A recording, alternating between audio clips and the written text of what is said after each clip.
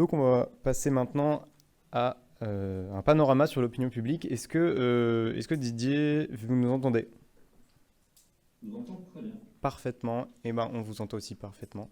Du coup, vous, vous devez partager vos slides. Ok, on y va. On ne les voit pas. Je me permets d'abord de vous saluer, de vous dire bonjour, de vous dire que voilà, je suis Effectivement. ravi d'être avec vous, même à distance. Ici à Paris, et aussi beau qu'à Nice. On va parler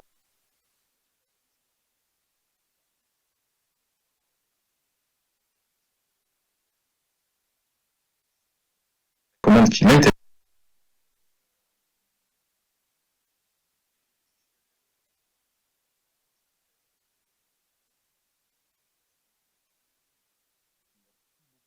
À voir sur le fait qu'il y a bien un phénomène d'opinion qui s'est produit depuis quelques années. On va regarder ensemble à la fois son ampleur, sa chronique et aussi ses caractéristiques à l'aide de beaucoup d'études qu'on réalise à la direction des études d'EDF sur le sujet du nucléaire depuis assez longtemps. Alors, quand on parle du retour en grâce, on va déjà commencer par examiner le phénomène en lui-même et constater que oui, il y a incontestablement euh, un, un- un retour en grâce, en tout cas une vraie évolution de l'opinion publique. Je vous propose déjà de regarder deux questions. On en a plusieurs qui permettent de suivre l'opinion publique sur le nucléaire, mais la première est une question qu'on pose en général dans des enquêtes téléphoniques régulières et qui porte sur le nucléaire aujourd'hui en France. Une sorte de question de principe. Est-ce que, en ce qui concerne notre opinion sur le recours à l'énergie nucléaire en France, est-ce que vous êtes favorable, opposé, hésitant ou pas vraiment d'opinion? Sachant que comme on est par téléphone, ici, on suggère le sans réponse. Vous voyez qu'on a aujourd'hui une majorité de Français qui se met sur la position favorable et surtout, vous aurez noté la très forte proportion d'hésitants et de sans réponse sur un sujet qui reste un sujet complexe et sur lequel il n'est pas si facile de prendre position, notamment lorsqu'on est comme ça sur une question de principe. Mais regardez cette deuxième question où là on est plus concret, puisque cette fois-ci on parle à la fois de projection dans l'avenir et on parle de production d'électricité. C'est-à-dire que on rappelle aux interviewés qu'on ne fait pas du nucléaire pour faire du nucléaire, mais que ça a une utilité, ça sert à produire l'électricité. Et est-ce que pour produire l'électricité dans l'avenir, est-ce que vous êtes d'accord ou pas que l'on ait recours à l'énergie nucléaire? De nouveau, un 57%, donc assez proche du 53%. Beaucoup moins de sans réponse, parce que le sans réponse n'est pas suggéré ici. Encore un quart des Français qui sont hésitants sur une question comme ça, et un peu plus d'opposition quand on se projette sur l'avenir. Donc, deux manières un peu de voir le sujet. Vous voyez que cette question du nucléaire, quand on est sur des sujets sur lesquels les positions sont pas toujours très fermes, ben, il y a une sensibilité à la question qui est posée.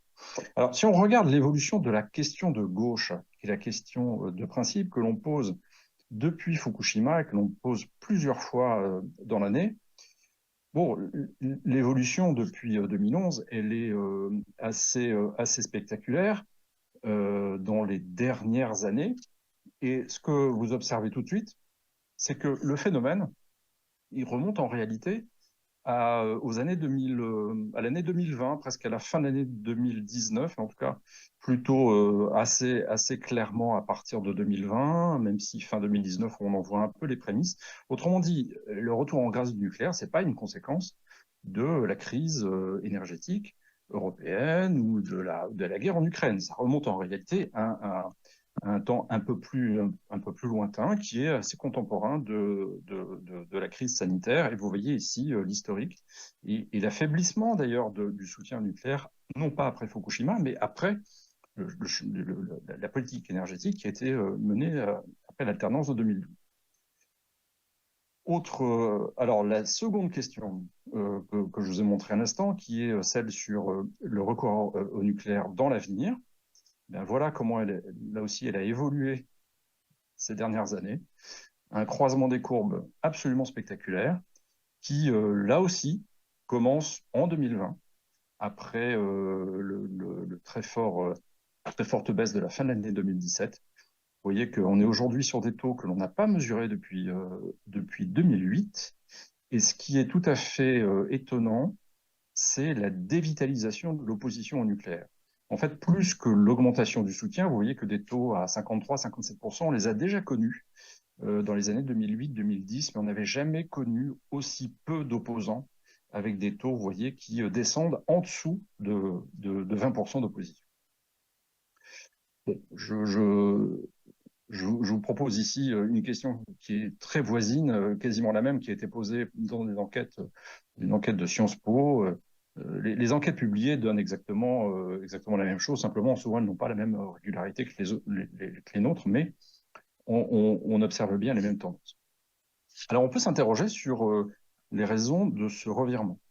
En réalité, il n'y a pas une seule raison, un seul facteur, et bien malin qui pourrait dire quelle est la raison principale qui a provoqué ce revirement. En réalité, si on regarde l'histoire de ces 3 dernières années, l'actualité du pays, l'actualité internationale, il faut bien dire qu'on a assisté à un alignement de planètes assez inédit, à une conjonction d'événements qui a sans doute contribué à cette évolution de l'opinion publique. Alors, si vous le voulez bien, on va les regarder ensemble. Alors là, on parle plus tellement d'opinion publique, on regarde l'actualité et ce qui s'est passé ces dernières années. D'abord, un revirement progressif de la politique énergétique française. Et si on refait le chemin depuis 2017, avec des jalons qui ont marqué les citoyens. D'abord, souvenez-vous, hein, il était programmé une baisse du nucléaire à 50% en 2025. Déjà en 2018, on décide le report de 2025 à 2035, 10 ans de plus. Ça veut dire qu'on acte en réalité l'impossibilité de tenir ce timing de la baisse du nucléaire, c'est-à-dire que la programmation de la baisse du nucléaire est beaucoup plus compliquée que prévu.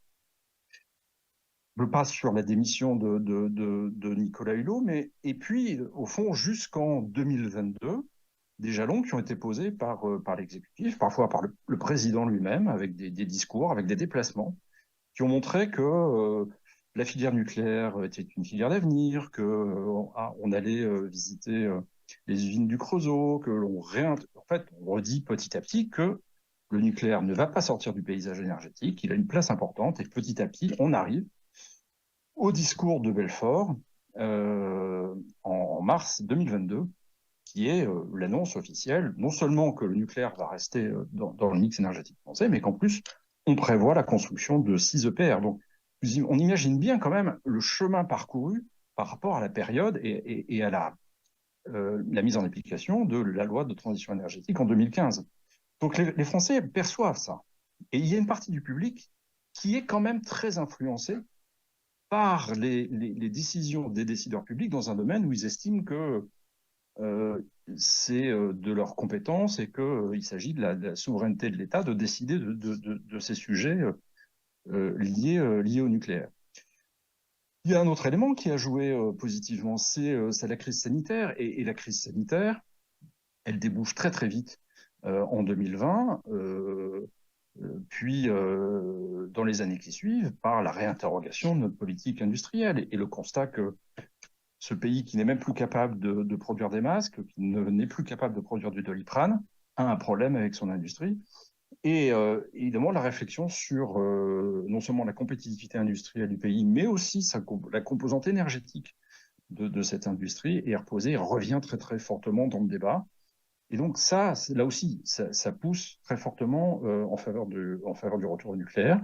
Il y a un événement également qui se produit en juin 2020, qui est la fermeture définitive de Fessenheim, et qui devait être le jalon de la réussite d'une certaine manière de la politique énergétique de la loi de 2015, et qui devient une sorte de contre-exemple, au fond, commenté par la plupart des médias comme une aberration à la fois climatique et industrielle.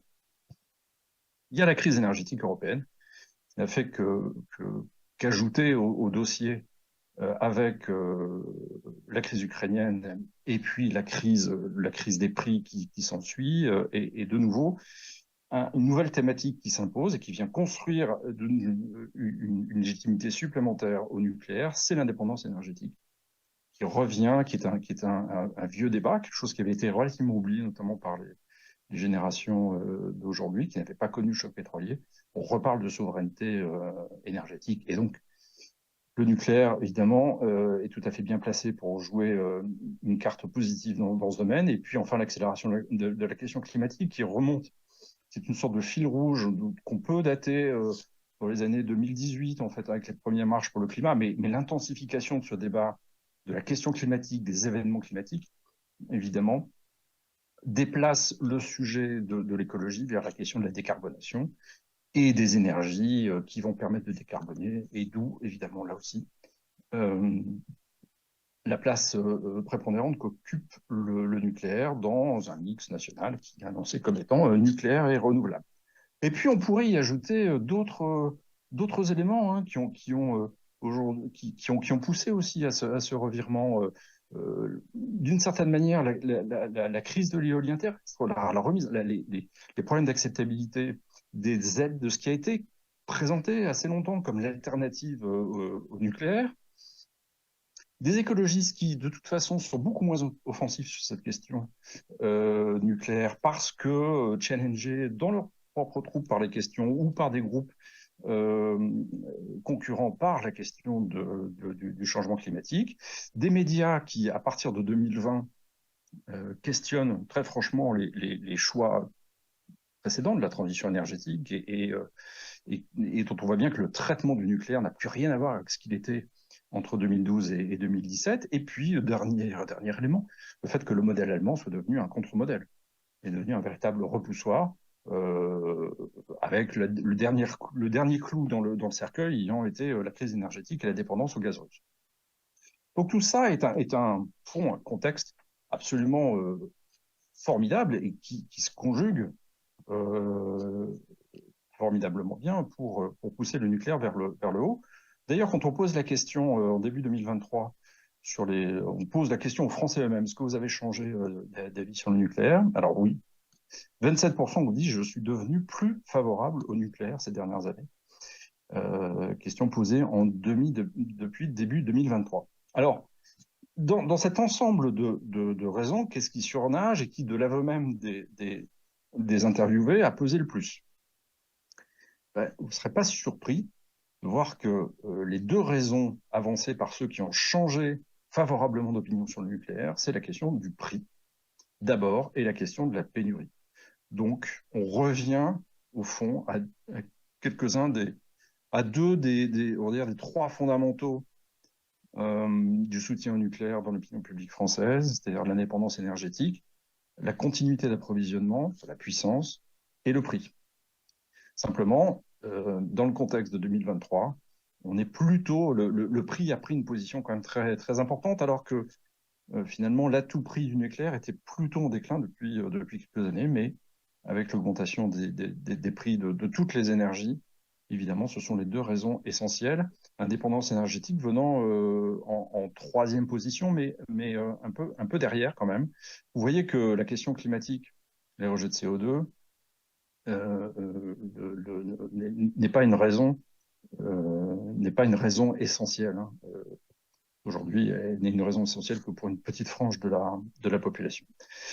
Il y a un autre élément, j'en ai un peu parlé lorsque j'évoquais les problèmes d'acceptabilité de l'éolien, mais c'est aussi que les énergies renouvelables qui ont été présentées pendant très longtemps comme ce qui allait au fond pousser le nucléaire vers la sortie, ces énergies renouvelables, elles ont un problème aujourd'hui de potentiel dans l'opinion publique qui ne croit plus vraiment aux 100% renouvelables. Vous voyez que cette question, on la pose depuis 2006, et c'est une question qui est posée, est-ce que dans 10 ans, en France, on pourrait produire quasiment toute l'électricité à l'aide d'énergies renouvelables comme le solaire, l'éolien, les barrages? Eh bien, on a un formidable croisement des courbes, étonnant, en un peu plus de 10 ans de temps, presque 20 ans. Vous voyez qu'on partait dans les années 2010 encore, hein, 2/3 des Français qui imaginaient qu'on pourrait tout produire avec des renouvelables. Ils ne sont plus que 32% aujourd'hui, ça a encore baissé par rapport à la fin de 2021. Donc, un rééquilibrage des visions qui font que les Français ne voient plus dans les renouvelables une solution qui pourrait remplacer le nucléaire, et donc quelque chose de beaucoup plus équilibré entre les potentiels des deux, et ce qui d'ailleurs ne veut pas dire que les Français sont devenus anti-renouvelables, pas du tout. Et d'ailleurs, je vous le montrerai sur les visions d'avenir. Alors, cette question de la remontée du soutien au nucléaire, c'est aussi un phénomène mondial. Hein. Dans l'enquête internationale que l'on mène tous les ans à EDF autour du changement climatique, on a quelques questions qui portent sur les énergies. Et on a cette même question qu'on duplique, la question que je vous ai montrée tout à l'heure, sur est-ce que vous êtes opposé ou favorable à ce que dans l'avenir on utilise les énergies, en tout cas l'énergie nucléaire pour produire l'électricité. Ben, vous voyez que les résultats à l'échelle mondiale sont très divers, mais que on assiste bien à une augmentation à l'échelle mondiale de plus 7 points du soutien au nucléaire entre 2021 et 2022, mais que ce soutien a particulièrement augmenté dans les pays européens.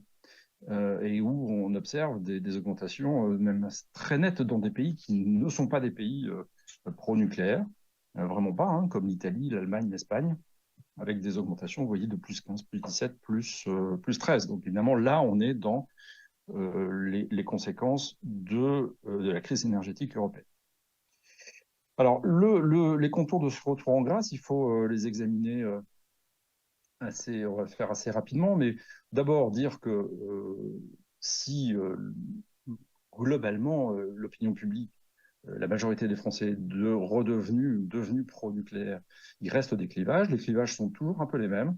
C'est-à-dire qu'on observe des catégories de soutien qui sont plutôt dans les catégories, comme vous les voyez ici, plutôt les catégories supérieures, plus âgées, plutôt masculins, et il faut le dire, plutôt de droite.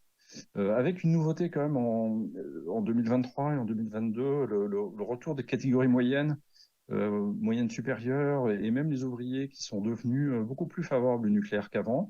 Du côté des catégories réticentes, on a plutôt des catégories comme les femmes, les plus jeunes, pas les jeunes, mais en tout cas les moins de 25 ans. Et puis, ce qu'on y concerne, effectivement, les gens qui ne sont pas clients d'EDF, mais évidemment les sympathisants et puis les sympathisants écologistes et les filles, encore que du côté des sympathisants et les filles, les choses se sont là aussi beaucoup améliorées.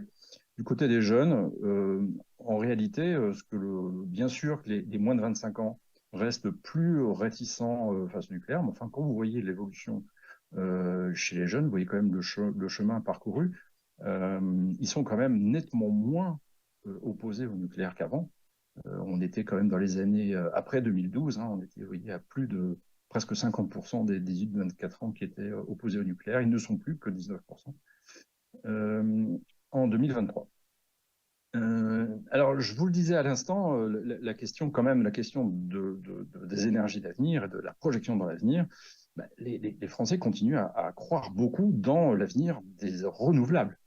Et quand on pose la question des énergies d'avenir qui projettent les gens sur un avenir indéfini, mais donc quelque chose de beaucoup plus à long terme finalement que la question qui portait à l'instant là sur est-ce que vous voulez qu'on produise l'électricité à l'avenir avec du nucléaire.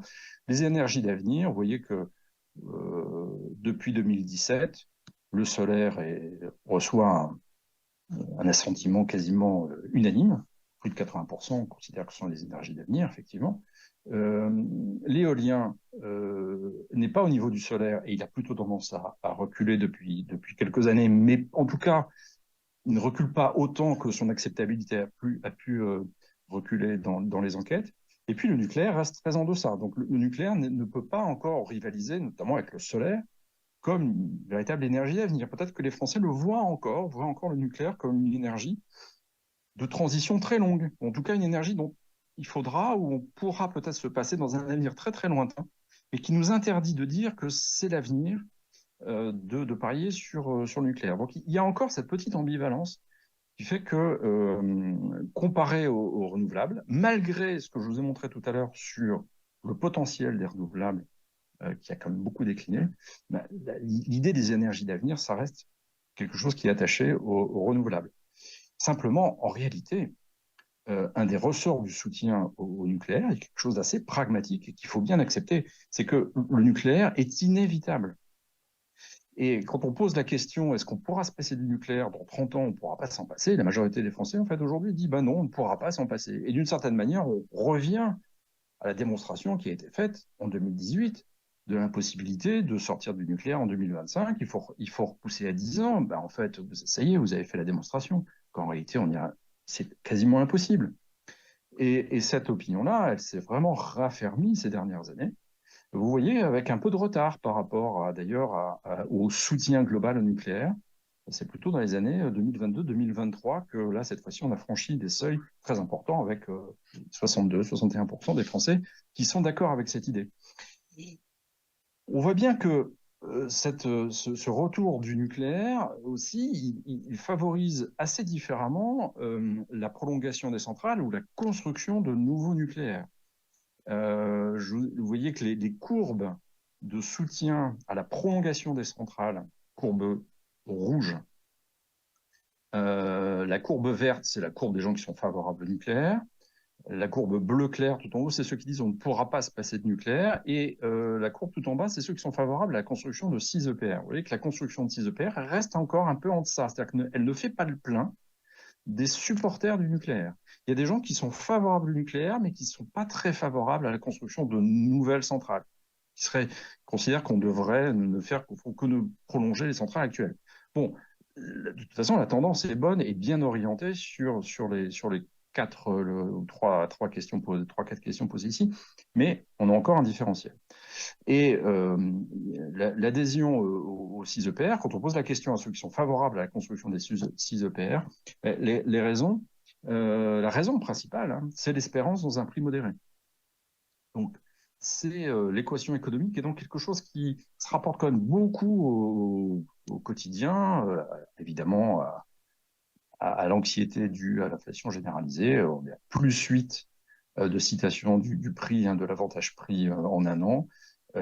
Mais vous voyez que tout de suite derrière, on a aussi cette comparaison qui est un peu la marque française, hein, c'est-à-dire que la comparaison entre les renouvelables et le nucléaire est quelque chose qui marque les débats sur la politique énergétique depuis une bonne vingtaine d'années. Il y a eu une rivalité entre les deux qui se résout aujourd'hui par le fait qu'on va faire les deux. Mais d'une certaine manière, l'adhésion aux 6 EPR, c'est aussi parce qu'il faut combler l'impossibilité de tout faire avec des renouvelables. C'est la deuxième raison qui est citée par les supporters des EPR. Voilà, j'espère avoir fait un tour assez complet. Pour conclure, mais très rapidement, je pense que ce retour en grâce du nucléaire, il est dû, on l'a dit, une convergence de facteurs, mais en fait, il répond à une logique de besoin, essentiellement. Un besoin de quantité d'énergie, les gens sont persuadés qu'on va avoir besoin de beaucoup d'électricité, un besoin d'indépendance énergétique, et donc, très pragmatiquement, on va avoir besoin de nucléaire parce qu'on va avoir besoin de beaucoup de quantité d'énergie. Ce qui est assez remarquable, c'est de constater à quel point les problèmes du parc, ces fissures, etc., n'ont absolument pas joué négativement sur le soutien nucléaire. On voit bien que les clivages sociologiques et politiques sont quand même toujours à l'œuvre, ils sont moins actifs, mais ils sont quand même là. Ils n'ont pas totalement disparu. Et qu'enfin, le nouveau nucléaire, comme la prolongation du parc existant, répondent à une logique, là aussi une logique de besoin, mais aussi une logique une logique de modération des prix du kilowattheure qui est particulièrement aiguë depuis l'aggravation de l'inflation, bien entendu. Merci beaucoup. Et je peux répondre à quelques questions si vous le souhaitez.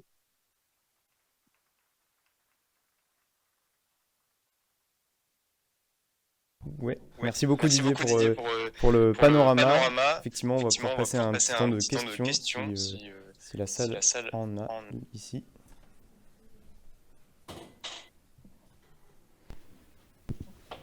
Bonjour, je sais pas si vous m'entendez. Très bien. Voilà, j'avais une question. C'est la première fois que j'ai l'occasion de parler à quelqu'un qui s'occupe d'opinion. Votre présentation, on voit surtout que les opinions changent très lentement. Est-ce que vous avez vu des game changers dans le domaine de l'opinion? En fait, comment faire varier l'opinion rapidement? Pour vous dire que c'est non, je ne partage pas tout à fait votre vision. Vous voyez quand même qu'on a progressé le soutien nucléaire est quand même passé quasiment progressé d'une 15 ou 20 points en 3 ans. C'est quand même assez rare, ces phénomènes d'opinion. En fait, je suis pas sûr de bien comprendre votre question quand vous me parlez de game changer. Quelles sont les catégories ou plutôt quels sont les sujets qui font bouger les opinions? Oui, vous avez présenté une slide sur les éléments extérieurs qui pourraient expliquer les changements d'opinion. Et selon vous, est-ce qu'il y a une pondération entre les différents types d'éléments qui peuvent influencer les opinions? Non, c'est ce que je vous disais tout à l'heure. Non, c'est très compliqué. Sauf à aller regarder ce que les gens eux-mêmes, de manière, rationalisent en expliquant pourquoi ils ont changé d'opinion ou pourquoi ils sont favorables au nucléaire.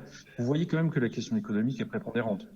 La question du prix, la question du prix d'énergie est importante. Mais en même temps, ce qui est troublant, c'est pour ça que même dans les enquêtes, il faut parfois douter de ce que les gens disent, c'est que, évidemment, depuis 2 ans, le grand public vous répond, mais le nucléaire, c'est très bien parce que ça va nous permettre de garder des prix bas. Évidemment, ils ont été très alertés par l'augmentation des prix de l'énergie depuis 2021.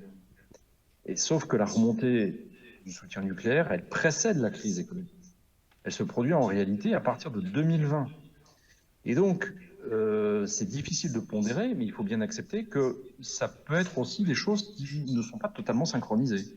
Mais en tout cas, je crois que les signaux de revirement de politique énergétique à partir de 2018 sont quand même assez importants.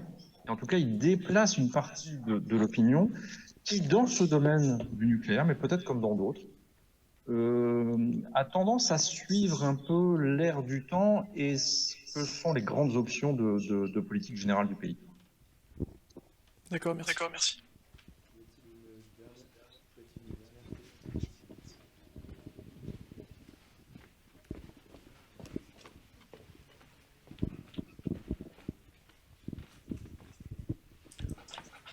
Oui, bonjour. Est-ce que vous avez noté un effet Jancovici dans finalement la réaction du public? Je dis ça parce que je pense par rapport aux familles, quand on a essayé de communiquer sur les rapports du GIEC et même mes synthèses, ça prenait pas beaucoup. Alors que finalement, moi, je trouve que la BD de Jancovici finalement parle, on va dire, est tellement vulgarisée que ça permet aux gens de comprendre finalement la place du nucléaire au milieu des autres énergies. Et il y a un deuxième aspect, je trouve, c'est le climat. Je pense que les deux étés là qu'on a eu, qui, on va dire, qui ont commencé très tôt et qui finissent très tard, finalement, on parle beaucoup. Et justement, est-ce que ça, c'est visible ou c'est quelque chose qu'on verra peut-être dans un an, dans 2 ans je sais pas. C'est une question. Oui. Bon, je vais vous répondre sur le climat déjà. Sur le climat, je pense que le climat agit sur le climat, c'est-à-dire que sur le climat d'opinion, mais plutôt sur la manière dont les médias, les intervenants du débat public ont intégré de plus en plus cette question climatique dans la problématique énergétique. Songez au débat tel qu'il existe dans les années entre 2012 et 2015. On parle essentiellement de développer les renouvelables et la question climatique est quasiment secondaire. À partir de 2017-2018, il devient impossible de parler d'énergie sans parler de climat et la question climatique, effectivement, devient très importante. Moi, je pense qu'elle agit avant tout sur les leaders d'opinion. C'est-à-dire que, effectivement, ces game changers, ces gens qui, à un moment, changent la physionomie du débat. Et quand les journalistes commencent à challenger des élus écologistes sur les plateaux en les mettant face à leurs contradictions, chose qu'on a commencé à voir à partir de 2018-2019, vous sentez qu'il y a quelque chose qui est en train de changer. Et moi, je crois que la question climatique, elle a d'abord joué sur la physionomie du débat public, sur les principaux acteurs, y compris les décideurs. Pas tellement sur les populations, parce que quand vous voyez encore à quel point les gens ont du mal à comprendre cette question du CO2 et que le nucléaire ne produit pas de CO2, etc., moi, j'y crois quand même assez moyennement. Jancovici, il fait partie de ce changement de climat, c'est-à-dire que Jancovici, même effet au fond. Jancovici, on ne le voyait plus dans les médias dans les années avant 2017, 2018, terminé, il était considéré comme trop pro-nucléaire. Et puis, à partir du moment où il fait un virage quasiment décroissantiste et où il opère une triangulation au fond en s'adressant à des gens qui ne l'écoutaient pas jusqu'à maintenant, mais qui commencent à l'écouter parce que attirés par ce discours décroissant et qu'il passe un discours pro-nucléaire, bah, ça marche très fort. Mais maintenant, moi, je suis incapable de mesurer ça dans une enquête d'opinion.